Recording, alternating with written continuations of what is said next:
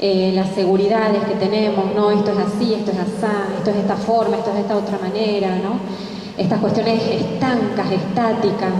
Y los seres humanos somos dinámicos, no somos estáticos para nada, somos cambiantes dentro de un determinado parámetro, pero la psiquis es dinámica, el aparato psíquico es dinámico. Entonces, qué importante poder empezar a ver, como ustedes muy bien lo hicieron y después lo compartieron, que el otro, ese otro que tengo frente a mí, es diferente de mí y es, como ustedes bien lo dicen, es sagrado, tiene su propia historia, tiene su propia historia personal, su historia familiar, su historia social, su historia espiritual, es un otro diferente de mí.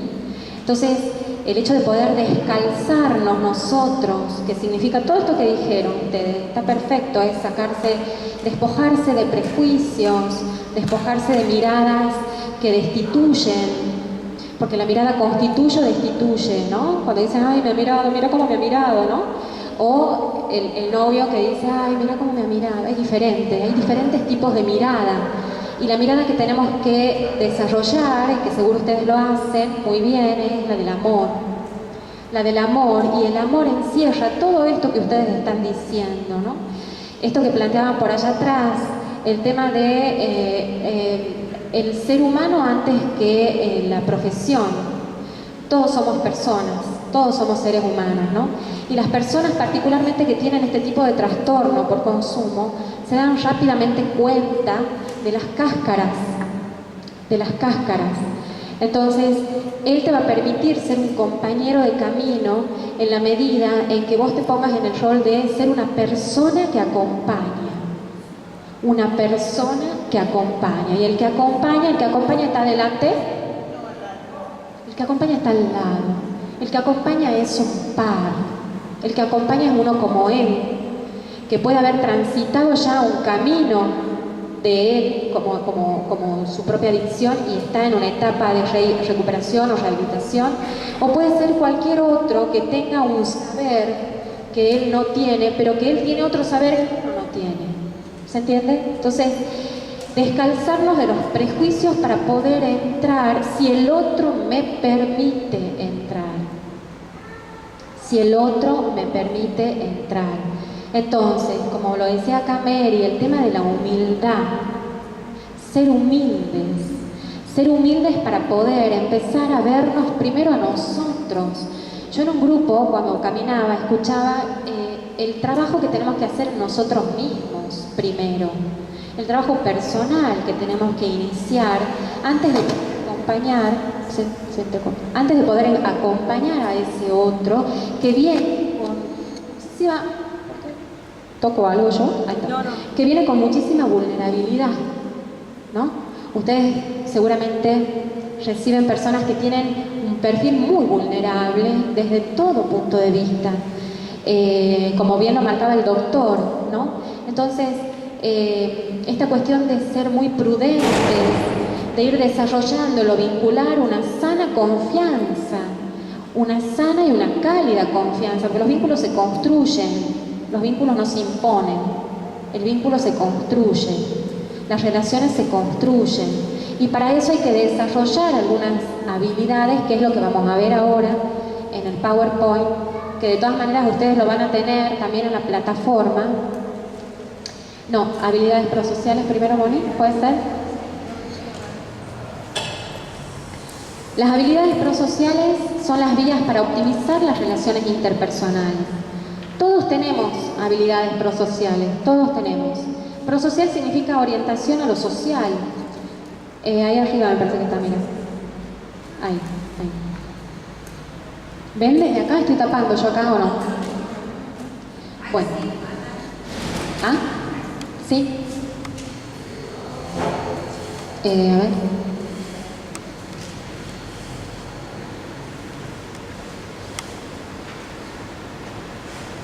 Chan, chan, chan, chan, chan. Música de fondo. Ahí está. Bueno. Esa sería como una definición muy corta de lo que son las habilidades prosociales. Son las vías para optimizar las relaciones interpersonales. ¿Cómo puedo hacer mejor mis relaciones? La otra, Moni. La mirada. La mirada es la primera habilidad. ¿Por qué la pongo en primer término? Porque la mirada, desde que el bebé nace, alguien escuchaba por ahí que decían estamos más conectados con la tecnología que entre nosotros, y es verdad. Hoy en día se ve a muchas mamás que tienen al bebé y están con el WhatsApp y dan de mamar y en vez de mirarlo al bebito, miran el WhatsApp. La mirada constituye el psiquismo del ser humano. La mirada es constituyente, siempre tiene que existir un otro que nos mire, que nos constituya. Esa mirada tiene que ser transparente, o sea, que permita, como dice ahí, transmitir la seguridad del propio valor y dignidad. Cuando yo miro a alguien, lo confirmo en su existencia. Siempre hago hincapié en esto, hay diferentes tipos de mirada, que la mirada sea una mirada amorosa. O sea, todo lo que yo voy a decir, líguenlo siempre al amor, para que no lo repitan. Siempre tiene que estar ligado al amor, que es salud, ¿sí? Las miradas que destituyen, las miradas amenazantes, las miradas destructivas, están más relacionadas con otra cosa que se aleja de lo salugénico, ¿sí? Entonces, siempre desde el lado del amor. Muestra interés y aceptación del otro. Cuando uno llega y saluda, lo primero que tiene que hacer es mirar a los ojos del otro. Ahí lo estoy confirmando, lo estoy acogiendo en mi deseo. Le estoy diciendo qué bueno es verte, qué bueno que estés acá. Lo acojo desde la mirada. Fíjense lo que decía el doctor. Son conductas preverbales. Antes de decir, miro, lo veo al otro. La mirada es más que ver, porque la mirada tiene impacto en lo subjetivo. El ver es más bien una cuestión fisiológica, ¿no? Del ojo, o sea, el ver, el acto fisiológico de ver.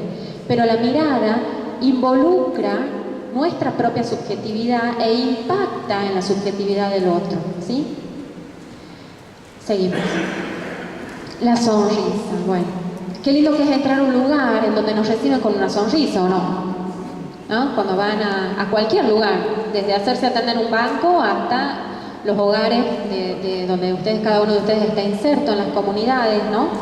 Las habilidades de confirmación del otro son un elemento vital en la comunicación de calidad. La mirada y la sonrisa constituyen canales confirmatorios de los demás, es decir, yo te confirmo que sos importante para este lugar, te confirmo que sos importante para mí, te confirmo que estás dentro de mi deseo de acogerte, mi deseo de transmitirte afecto, mi deseo de poder llegar a vos si vos me lo permitís, ¿no? Y con la sonrisa enviamos un mensaje de apertura, de buena predisposición. ¿Qué hacemos con una persona que nos sonríe de oreja a oreja? Y nos dan ganas de estar ahí, ¿no? De decir, qué bueno lo que me transmite, lo decimos, qué buena energía, ¿o no? ¿No les pasa eso? Sí, ¿verdad? Bien, a ver, seguimos. El trato. Bueno, las habilidades interpersonales se expresan sobre todo en la manera de comportarse respecto a los demás. El trato tiene que ser un trato adecuado, un trato respetuoso, un trato humilde, un trato que transmita confianza, un buen trato, un buen trato. Y el buen trato pasa básicamente por el respeto básico.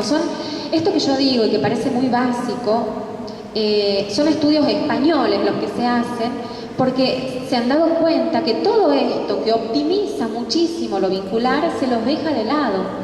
Y es lo que el doctor decía hace un rato, ¿no? La necesidad de ir incorporando este tipo de asignatura en la currícula, porque por obvio que parece, lamentablemente, si ustedes empiezan a hacer memoria, lo dejamos de lado en lo cotidiano, en lo habitual, en la vida diaria, en nuestro trabajo, en nuestra familia, ¿no? Tal vez en nuestro trabajo, bueno, no vamos a perder trabajo, ¿no es cierto? Y le tengo que contestar bien al jefe, ¿no? Pero en nuestra familia, en las relaciones de mayor intimidad, en donde uno es ahí, ¿no? Bueno, ¿cómo nos tratamos los unos a los otros? Tenemos miradas confirmatorias, tenemos sonrisa, tenemos buen trato, ¿no? ¿Por qué hago hincapié en esto? Porque esto después impacta en las personas que ustedes van a acoger como operadores terapéuticos. El rol del operador terapéutico es un rol vincular, es un rol de vínculo, de establecer vínculo entre ustedes como grupo, de equipo de trabajo, porque el operador terapéutico no puede operar solito, porque ninguno ninguno, ni el operador, ni yo, ni el doctor, nadie, porque no podemos todo, porque no sabemos todo, no podemos todo, somos seres castrados. Nos falta siempre algo, aprender, enriquecernos del otro, llego hasta ahí con mi saber, llego hasta ahí con lo que puedo. Entonces, este rol vincular lo van a tener entre ustedes como equipo, con las demás personas que estén en el lugar de trabajo, pero también con las personas que reciban y con las familias a las cuales ustedes también seguramente van a tener algún tipo de contacto. Luego, Moni. Bueno, el saludo es otra habilidad prosocial. La importancia de la mirada y la sonrisa encuentra una máxima expresión y muy significativa en el saludo. Bueno, ahí está la manito extendida, también hay que ver si me da la mano y la tengo suelta la mano, ¿no? ¿Cómo saludamos? A ver, si yo le doy la mano, a ver, ahí está. Apretar, el apretón de mano, ni muy fuerte tampoco para que, ¿no? Porque eso también significa, ¿no? Y tampoco laxo, que bueno, a ver, no tengo ni energía ni ganas de saludarte, o sea, lo hago por compromiso, o sea, digamos, esta cuestión de que las habilidades hay que desarrollarlas y el desarrollo de las habilidades requiere de primero querer desarrollarlas. Nadie puede desarrollar algo que no quiera, nadie aprende lo que no quiere aprender. Después, Moni, la escucha. Y acá los psicólogos, voy a hacer honor a mi profesión, la escucha. A ver, hay dos premisas que los grupos de recuperación tienen como fundamental, que es el diálogo y la escucha, ¿no? Porque se dan cuenta que en ese dialogar y en ese escucharse mutuamente en personas que están en recuperación ya los ayuda a alejarse del infierno que pasan, que atraviesan, pero también a identificarse con el otro, a ser espejo del otro, ¿no? A poder identificarse con algo, a poder decir cómo pudo salir de eso, y entonces el otro va tomando eso que le sirvió a uno, el otro lo toma y así, ¿no? Ahora, la escucha es fundamental, ¿no? Para eso hay que poder interiormente cada uno bajar nuestros niveles de ansiedad, bajar nuestros niveles de la necesidad imperiosa de decir cómo tienen que ser las cosas, vos tenés que hacer esto, vos tenés que hacer lo otro, vos tenés que, ¿no? Tenemos que tratar de escuchar al otro, a ver qué es lo que el otro me quiere decir. No estar escuchando pensando en la respuesta, ¿se entiende, no es cierto? Sino acoger la demanda del otro, acoger qué es lo que el otro me quiere decir, escuchar, y la escucha tiene que ser atenta, respetuosa. Hay un dibujito que yo lo ponía en otros grupos, ¿no? Que es una cabeza grande, no lo puedo dibujar, primero porque soy un desastre para dibujar, y después porque no tengo tan lejos el pizarrón, pero es la cabeza grande y eran orejas así como de Dumbo, tenía los ojos normales y la boquita muy pequeña. Eso simbólicamente quiere decir que el otro necesita ser escuchado. Y en esta escucha atenta, también lo que necesita es un oído, una persona que no juzgue, ni prejuzgue, ni haga interpretaciones erróneas, ni desacertadas, siempre teniendo en cuenta que la palabra para el otro es de por sí, de alguna manera, sanadora. La palabra, el poder transmitir, el poder escuchar, ser escuchados, perdón, es sanadora para esa persona. En algún lugar, empieza a abrirse. Si el otro ve, la persona que llega con este problema ve que hay un otro que lo registra con la mirada, que lo registra con el buen trato, que le hace un lugar, que le dice vení, sentate, ¿qué necesitas? ¿En qué te puedo ayudar? Te escucho. El decir te escucho abre las puertas para que el otro de a poquito, a su manera, en su momento, como puede, empiece a verbalizar aquello que pueda en ese momento verbalizar. Tengan en cuenta que estas personas que ustedes van a recibir tienen como característica también que son muy defensivos, ¿no? Muy resistentes también. Entonces, ir construyendo desde una escucha saludable un vínculo de confianza como para que la persona baje las defensas y pueda empezar a hablar, ¿sí? Si no entienden algo, pueden levantar la mano, esto no es un monólogo, ¿no? Pueden participar. Bueno, a ver. Despertar la empatía, ¿no? Bueno, esto ya lo habló el doctor, está bien, bueno, no hay problema. Pero es una escucha empática.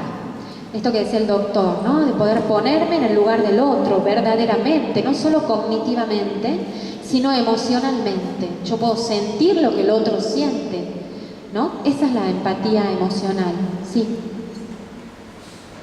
Bueno, y al agradecer. Cuando agradecemos le estamos diciendo a la otra persona que fue bondadoso con nosotros, porque, a ver, no cualquiera se abre, es muy difícil abrirse uno mismo, abrirse, mostrarse. Entonces, que esa persona lo haga es un acto de generosidad, ¿o no? Nos está entregando algo de él. Nos está poniendo en la mesa algo que él tenía adentro como su tesoro, como ustedes muy bien decían. Es su tesoro, ¿no? Es su propia vida, que él está confiándola a nosotros. Y hay que ser agradecidos ante eso, agradecidos por la confianza, agradecidos porque pudo abrirse, agradecidos por volver. Decirle, bueno, te esperamos mañana, volvé, acá estaremos, te vamos a estar esperando, ¿no? Y obviamente todas estas habilidades prosociales son la base de la educación en valores. Algo que parece tan simple, pero que hoy por hoy los valores están como en decadencia, ¿no? Entonces, empezar a recuperar en nosotros mismos esto, ¿no? Empezar a mirarnos, antes de mirar al otro, mirarnos a nosotros. ¿Sí? ¿Qué más, Moni? Bueno, Víctor Frank, no sé si todos lo conocen, pero él hizo su teoría psicológica desde el campo de concentración. Él dice, sostiene que la salvación del hombre está en el amor y a través del amor. De un amor sano, ¿no? Porque hay, entre comillas, lo que se cree que son amores y son más bien relaciones tóxicas, ¿no? Y Freud afirma, otro psicoanalista, un psicoanalista afirma que la ciencia moderna aún no ha producido un medicamento tranquilizador tan eficaz como son unas pocas palabras bondadosas.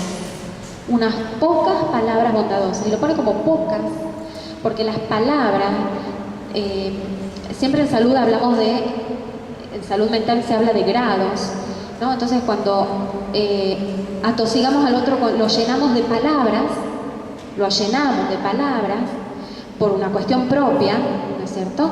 Lo llenamos al otro de palabras, el otro tiene que poder ejercer como una comprensión de sí mismo, y si nosotros lo llenamos de palabras, está más lleno de las palabras nuestras que de las propias suyas, no se puede escuchar a sí mismo. ¿Se entiende lo que digo? ¿Sí?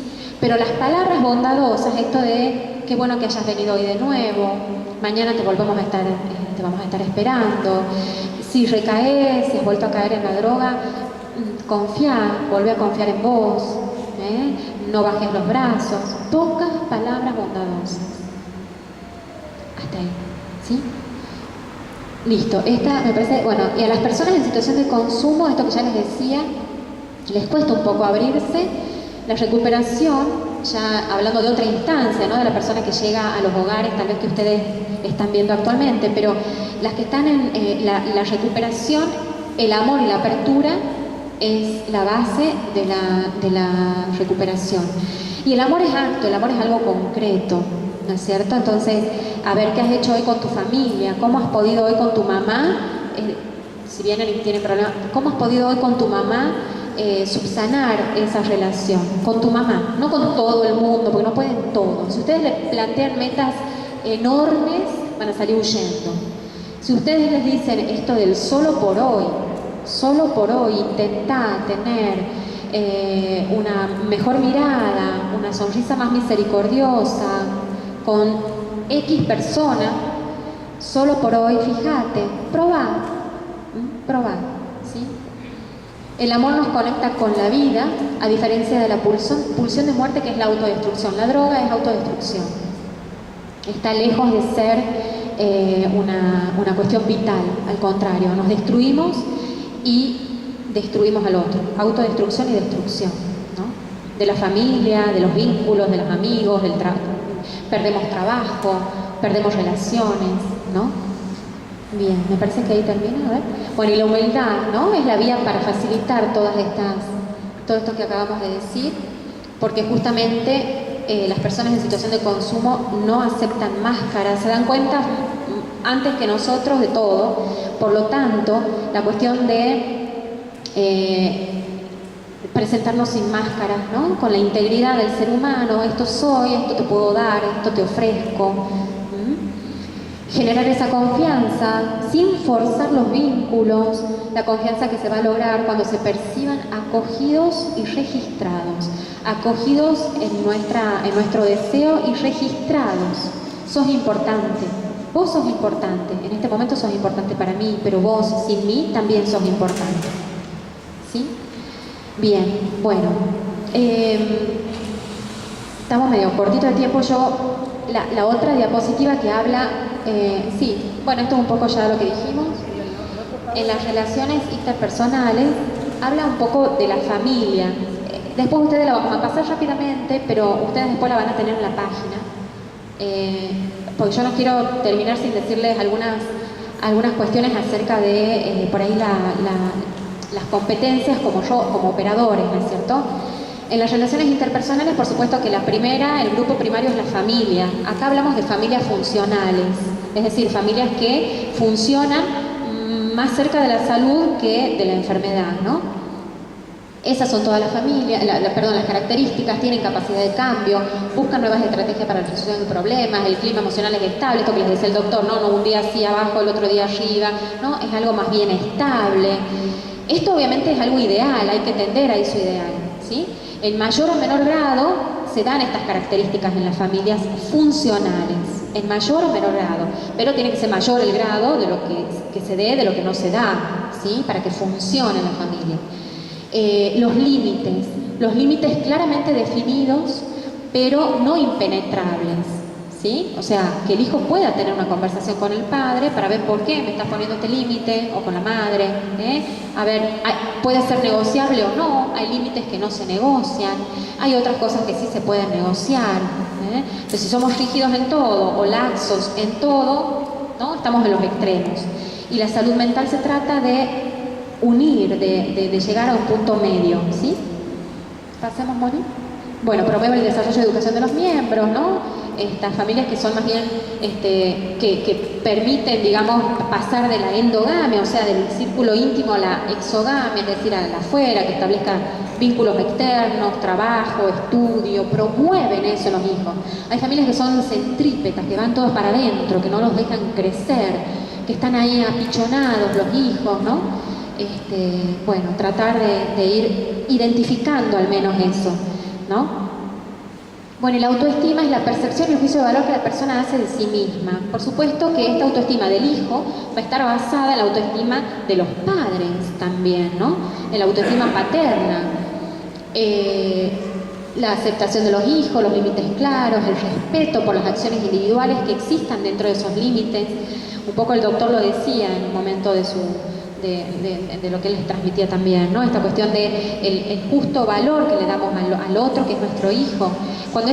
Cuando todo esto está en algún punto fallido, cuando en algún punto todo esto está accidentado, cuando en algún punto estas cuestiones hay una disrupción en todo esto, dentro del ámbito familiar, surgen algunos problemas y algunos, si tienen estos perfiles vulnerables de los cuales les hablaba el doctor, pueden llegar a tener el problema de las adicciones, ¿sí? ¿Seguimos, Moni? Bueno, esto lo pueden leer después ustedes, pero es cómo se desarrolla funcionalmente, ya lo dijo un poco el doctor, el desarrollo funcional de la personalidad, la satisfacción de las necesidades básicas de amor, ¿no? Eso es lo primero, y después de alimento, de seguridad y de atención. Estamos hablando de la familia, cómo va creciendo el niño en la familia, en una familia funcional, ¿sí? Sigamos, Moni. A ver, está comprobado, validado científicamente que los niños no necesitan a los dos padres para crecer armónicamente. Padre o aquel que cumpla la función paterno-materna, ¿no? Puede ser un abuelo, una tía, ¿no? Se habla de función paterno-materna. Porque lo que sí está claro es que puede ser un progenitor el que críe, ¿no? O alguien que cumple esa función, pero si está dentro de estos parámetros no va a haber mayor disfunción de la personalidad. Para poder establecer relaciones interpersonales armónicas. Es decir, la Organización Mundial de la Salud habla de que la salud mental es de la capacidad de establecer relaciones interpersonales armónicas, y la armonía tiene que ver con poder minimizar algunas cosas, ¿no? Poder reestructurar otras, ¿no? Poder minimizar, maximizar algunas conductas, minimizar otras, para que haya cierto equilibrio, cierta armonía, ¿no? Sigamos. Bueno, esto es algo que muchos lo conocen, ¿no? Sigamos, Moni. Esto, lo que necesita para crecer en ambientes sanos, sin violencia, es el respeto a sus necesidades, tolerancia hacia sus sentimientos, validación, sensibilidad para entender sus carencias, escucha atenta, palabras amorosas y respeto por sus derechos. Todo esto es lo que ustedes han leído en el texto de Martín Descalzo. Todo esto desde la psicología es lo que Cristo ya hablaba, un gran psicólogo, hablaba, y Cristo fue el primero que habló de las habilidades prosociales. Ustedes se ponen a leer, ¿no? Hoy en día la psicología habla de habilidades prosociales, pero él ya hablaba de esto mucho tiempo antes, ¿no? Sigamos, bueno, un poco de eso. Acá, un poquito antes, el anterior, Moni, o la que sigue, ahí. Bueno, cuando un adolescente está desbordado, hay que contenerlo a través de la escucha y de la palabra. La escucha y la palabra, porque la palabra introduce al adolescente al mundo simbólico, a poder reflexionar, ¿no? Tranquiliza. El desborde tiene que ver con lo irracional, ¿no? Estamos desbordados, nos desborda, no tenemos capacidad de pensar. Entonces, si hay un otro que introduce alguna palabra asertiva, por supuesto, ¿no? De alguna manera lo introducimos a ese mundo simbólico, al mundo de la reflexión, y tiene un amarre en lo simbólico para que el desborde empiece a ceder, ¿sí? Me dicen que sí con la cabeza, muy bien, sí. ¿Quieres preguntar algo? Perdón. Bueno, ahí está un poco, ¿no? Bueno, ahí están las estrategias, factores protectores en la familia. ¿Qué factores protectores tenemos en la familia para evitar, de alguna manera, hechos de desbordes, de agresiones, estas cuestiones pulsionales, ¿no? La resiliencia de la que habló el doctor, la autoestima, la seguridad, tener un adulto significativo, bueno, enseñarles actitudes que permitan relacionarse positivamente con los demás, el buen humor, el sentido del humor. Sigamos, Moni. Bueno, el buen trato comienza en casa y es posible, es la posible solución a muchos problemas actuales, ¿no es cierto? Resaltando todo esto que decimos abajo, la empatía, el respeto, la humildad, todo esto que venimos hablando. Porque yo quería mostrarles, después terminamos con una frase de la Madre Teresa, ¿no? Me parece, a ver si... Bueno, esto lo conocen todos y me parece paradigmático también, un poco por lo que decía el doctor también. No podemos hacer todo. Las 3 C de las que le acaba de hablar el doctor, no podemos hacer todo, tenemos que saber nuestras limitaciones, pero es importante que aquello que podamos lo hagamos, porque si no la gota le falta al océano, ¿no? ¿Por qué hago alusión a la familia funcional? Porque es a lo que hay que tender, ¿sí? Esto generalmente puede estar fallido, como les decía, y surgen estos perfiles de vulnerabilidad de los que les hablaba el doctor. Ahora, la familia es el grupo primario, ¿sí? El grupo en donde ustedes están insertos en las comunidades, no sé si no tuvimos tiempo de conocernos un poco más, pero ya seguramente habrán, trabajan en algunos hogares, es un grupo secundario. Esto, que es lo funcional, ustedes lo pueden replicar en un grupo secundario. Si esto no se dio en la familia, ustedes pueden empezar a mostrarlo en otros lugares, que son los grupos a donde ustedes se insertan. ¿Me explico lo que quiero decir? Teniendo como parámetro esto, que es lo que permite el crecimiento funcional, luego lo otro lo pueden replicar en esos lugares a donde ustedes vayan a insertarse. Y antes de terminar, estamos muy justitos, pero quiero decirles algunas cuestiones en cuanto al rol del operador, que me parece importante. No está escrito acá, ya después voy a ver si lo puedo subir también a la plataforma. Pero El rol del operador terapéutico es un rol vincular, ¿sí? Entonces, como les decía, yo me vinculo con la familia, primero mi familia, me vinculo luego con la persona que llega al hogar y me voy a tener que vincular con mi equipo de trabajo y me voy a tener que vincular seguramente con la familia y me voy a tener que vincular seguramente con el hospital a donde vaya a acompañarlo al chico, es decir, es vincular, establezco vínculos. El ser humano por ontología es un ser social. Entonces, en este establecimiento de vínculos tenemos que tener cuidado, esto yo se los largo como para que ustedes lo piensen, de algunas, a ver, tenemos que tener algunas competencias que tienen que ver con la empatía, con la capacidad de desarrollar confianza hacia el otro, que tiene que ver con el interés, que tiene que ver con la sensibilidad, que tiene que ver con la creatividad. Tenemos que ser creativos, a ver qué puedo hacer, no sé qué hago con esto, a ver qué hago, ¿no? Bueno, pero tenemos que tener esas cosas, pero tenemos que tener cuidado con otras cosas. Como todos nosotros estamos de alguna manera marcados por nuestra propia historia personal, y esto es muy subjetivo, cada uno sabrá,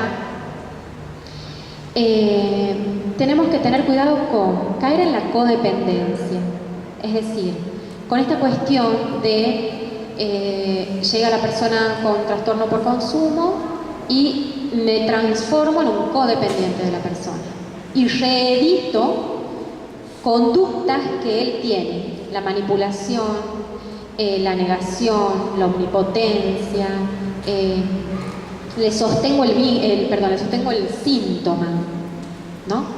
Entonces, eso por un lado, la codependencia, que muchas veces la necesidad de ayudar está basada en algunas cuestiones que no son tan sanas, cada uno sabrá, ¿no? Yo lo digo, pero esto sin necesidad y sin intención de juzgar. Pero digo, es importante estar atento a esto, ¿sí? El segundo punto es la omnipotencia, es decir, como operador terapéutico o como cualquier persona que trabaje en un equipo de trabajo, sea operador, doctor, voluntario, el que sea, psicólogo, el que sea, no podemos todo, no podemos todo. Llegamos hasta ahí. Entonces, nuestro equipo, tenemos que tener la humildad, ahí entra la humildad, de la que hablaba Mari, te buscaba ya, de poder decir, mira, a ver, está esta persona, ¿cómo puedo hacer? No sé si la querés que la veamos juntas. La omnipotencia hay que poder registrarla para poder modularla, manejarla y apoyarnos en el equipo. La otra cuestión que tienen que estar atentos, les sugiero, es la inocencia. Es decir, la enfermedad adictiva tiene como características la manipulación, esto que les hemos dicho, la manipulación, la negación, muchas veces la agresividad, la seducción, cuestiones que están ligadas más bien a conductas de negación. Entonces, no ser inocentes ante eso, ¿se entiende? Para poder actuar asertivamente, ¿sí? Por supuesto, recalco, y una y mil veces, y lamento no tener un poco más de tiempo, pero recalco que es el tú a tú. Ninguna persona es igual a la otra, ninguna. Es el que llega, me tengo que tomar el tiempo de conocer a la persona que llega, que va a ser distinta a la que va a llegar atrás de esa persona. Hablamos de generalidades, ¿no es cierto?, de perfiles en general, pero después es la subjetividad de cada uno, porque la historia de él no es la misma historia mía, la historia de ella no es la misma de aquella. Entonces, tener en cuenta que la persona que llega en un estado de vulnerabilidad que abarca diversas dimensiones de su vida. Dimensión familiar, social, económica, cultural, diversas dimensiones.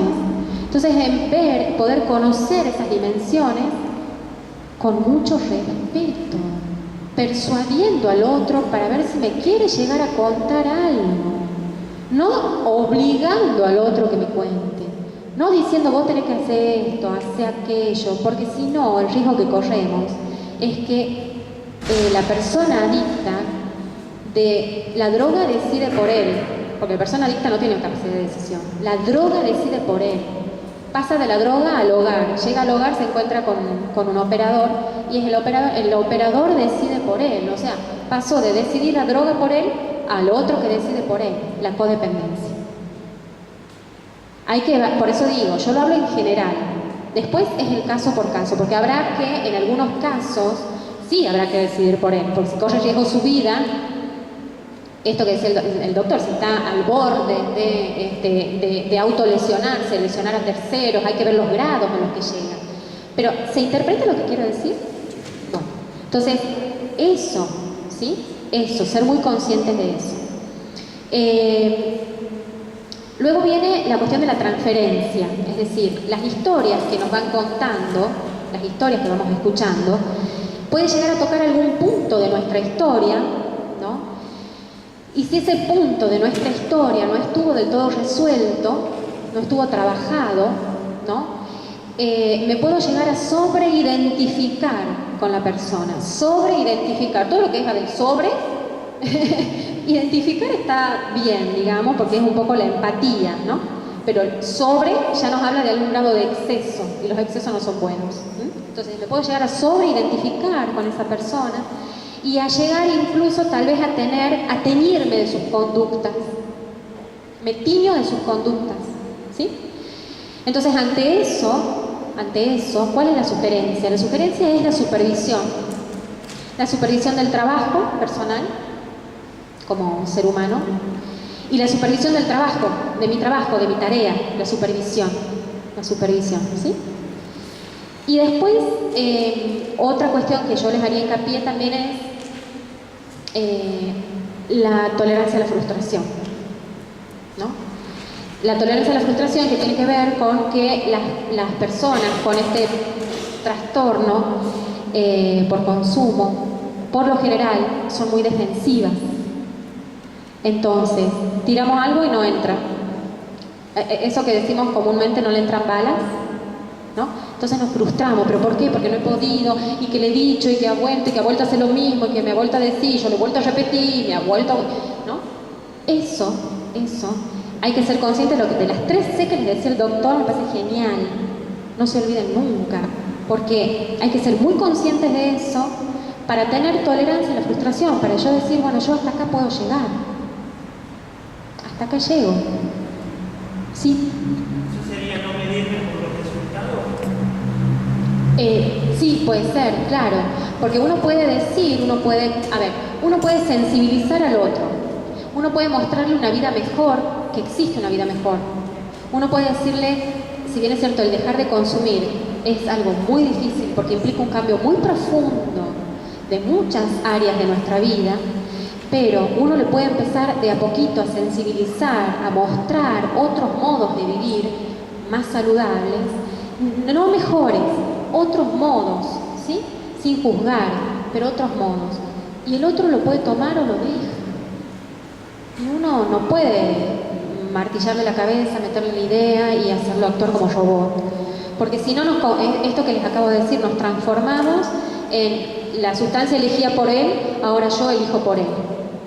Insisto en que evalúen el caso por caso, porque en cuestiones en donde corre riesgo realmente de vida, sí, ahí obviamente no tiene poder de decisión. Pero yo hablo en lo pequeño, ¿se entiende? En lo pequeño, en las cosas cotidianas, en lo diario, cómo llegan al hogar. No sé si soy clara, pero ¿sí? Bien.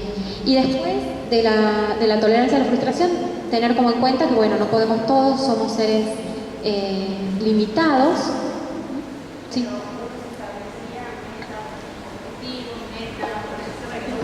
Si uno esto de la tolerancia a la frustración, ¿se pondría metas, objetivos para con la persona o sería como muy...